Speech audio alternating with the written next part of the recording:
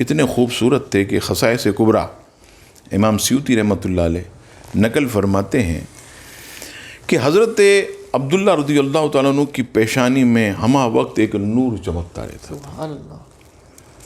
اور وہ نور جو ہے ستارے کی طرح چمکتا ہوا نظر آتا تھا ہر کسی کو. حضرت عبداللہ رضی اللہ تعالیٰ عنہ کے اس مبارک نورانی چہرے اور چمکتے ہوئے نور کی وجہ سے قریش کی ہر عورت جو ہے آپ پر فریفتہ تھی.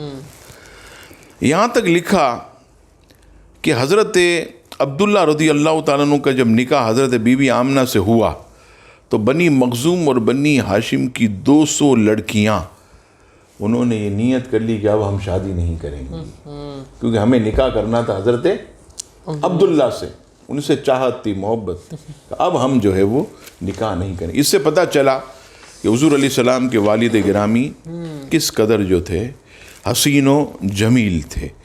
ایک واقعہ عرض کرتا ہوں، وقت کم ہے.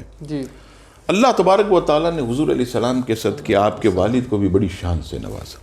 چنانچہ معارج النبوہ والیوم 1 پیج نمبر 735 پر یہ روایت حضرت عبداللہ رضی اللہ تعالیٰ عنہ اپنے والد سے کہتے ہیں کہ میں ایک خشک درخت کے نیچے جب بیٹھتا ہوں، بالکل خشک سوکھا، تو میں جب بیٹھتا ہوں تو اللہ تعالیٰ اسے سر سبز و شاداب کر دیتا ہے. سبحان اللہ سبحان اللہ.